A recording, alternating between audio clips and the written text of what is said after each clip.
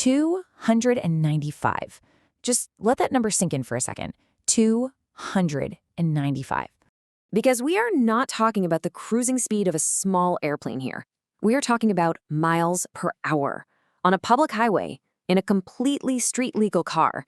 And honestly, the most mind-bending part of all of this, it wasn't built by Bugatti or Ferrari or some massive European conglomerate with billions of dollars to burn. Nope. It was built by a small, independent team of Americans tucked away in Washington state. A team most people have never even heard of. Today, we're diving deep into the wild story of the SSC Tuatara. This isn't just about a car. It's a crazy narrative of absolute obsession, a totally catastrophic public failure, and ultimately redemption. It's all about pushing the absolute outer edges of physics and, well, doing the impossible. All right, let's jump right in. Section 1, the Tuatara philosophy, ancient look, rapid evolution. So, what exactly is a tuatara? Well, it's a reptile from New Zealand that literally survived the dinosaurs. On the outside, it kind of looks like this ancient, slow-moving lizard that belongs behind glass in a museum. But underneath, down at the cellular level, it actually holds the record for the fastest rate of molecular evolution of any living creature on the planet. And you know, this perfectly captures the whole concept behind the car. The vehicle looks like this sharp, aggressive relic straight out of a sci-fi flick, but the tech hidden beneath that carbon fiber body is evolving faster than pretty much anything else on the road. Moving on to Section 2, Engineering an American Monster, Beating the Billion-Dollar Giants. Way back in 1998, founder Jared Shelby, and by the way, no relation to the famous Carroll Shelby, made it his laughably ambitious mission to build the fastest production car in the world. And he was going to do it on a fraction of the budget of those massive European giants. The secret sauce? Sheer power-to-weight ratio dominance. I mean, just compare this to the legendary Bugatti Chiron Supersport. The Bugatti is a masterpiece for sure, but it's a heavy one, weighing in at 4,400 pounds with 1,578 horsepower. Then you have the underdog Tuatara. It pushes a whopping 1,750 horsepower, yet weighs over 1,600 pounds less than the Bugatti, sitting right at just 2,750 pounds.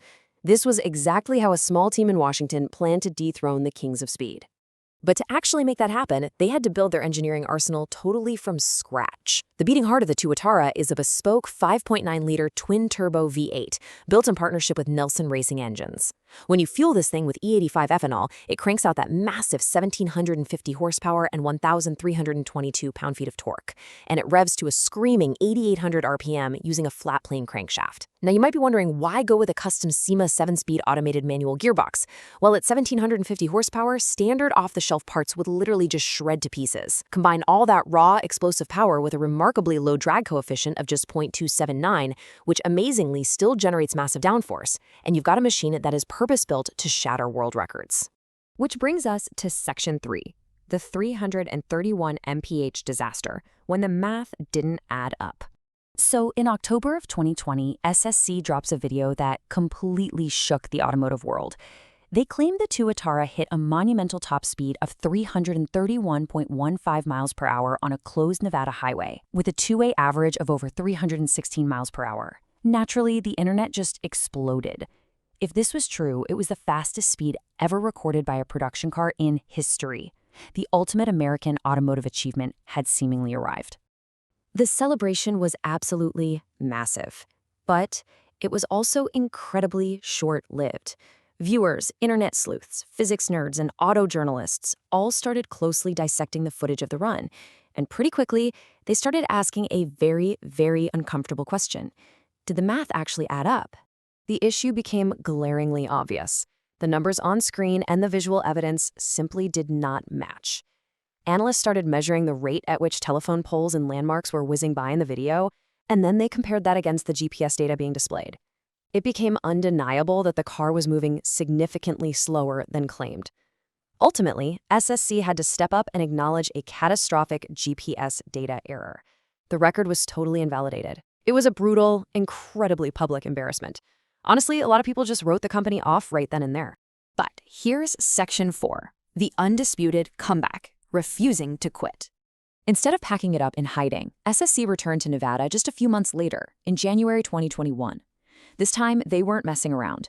They brought heavily audited, independent race logic V-Box equipment, which is basically the absolute gold standard in speed measurement. And they clocked a verified, undisputed 282.9 mile per hour two-way average. Then they kept pushing. In May 2022, they went out again and hit a verified 295 miles per hour on a single pass in a street-legal production car. Okay, let's just hit pause for a second and completely recontextualize what 295 miles per hour actually means in the real world. Think about the number 433. That is how many feet you are traveling every single second at that speed. 433 feet per second.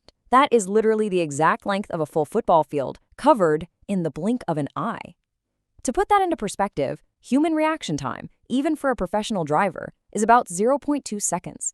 That means if a piece of debris suddenly appears on the road, your car travels nearly the length of a full city block before your brain even tells your foot to hit the brakes. Meanwhile, those custom Michelin tires are operating near the absolute limit of what rubber and steel can physically endure without tearing apart. It is a terrifying yet completely mesmerizing kind of speed. Let's move to Section 5, destroying the competition, taking the crown.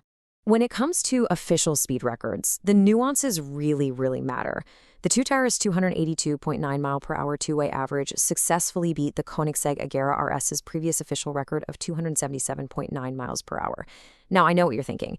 Didn't Bugatti hit 304.7 miles per hour back in 2019? They did, but the fine print matters here. That was a one-way pass in a car with its speed limiter removed, and it was not in a standard production specification. So, by the strict standards that have governed top speed records for decades, the SSC Tuatara holds the legitimate verified production car title. And incredibly, for some people, that just wasn't enough. For the select few buyers who looked at 1,750 horsepower and somehow thought, yeah, I need more, SSC created the track-only Tuatara Aggressor. They swapped out standard fuel for methanol, pushed the engine to an absolutely unhinged 2,200 horsepower, and added 1,100 pounds of downforce to keep the thing glued to the track. This level of insanity is strictly limited to just 10 units worldwide. Of course, as you'd guess, none of this comes cheap. The base Tuatara starts at a cool $1.6 million, stretching all the way up to $2.5 million if you go crazy with the options. But look at what you're actually getting. Each of the roughly 100 units is entirely hand-assembled in Richland, Washington. The interior and finishes are completely bespoke for every single customer. The inside is this minimalist carbon fiber cocoon that feels exactly like sitting in a Formula One car. Buyers aren't just paying for a vehicle, they are paying for a totally bespoke, street-legal experience that pushes the absolute outer edge of physics. Which brings us to the core takeaway of this entire explainer. The SSC Tuatara isn't just a fancy list of car stats. It is living proof that American engineering, American obsession, and frankly, American stubbornness can still compete at the absolute highest level.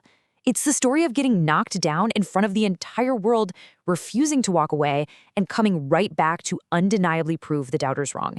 It is the triumph of a small, stubborn American team over billion-dollar conglomerates with a century of heritage. Which leaves us with this final thought. If a small group of engineers in Washington state can literally outpace the most well-funded automotive giants on the planet through sheer obsession and grit, in an industry dominated by billion-dollar giants, what other impossible limits can a small, obsessed team push past? Thank you so much for joining me for this explainer. I really hope this story leaves you as inspired by the power of underdog engineering as I am. Keep learning, keep pushing your own limits, and I'll catch you in the next one.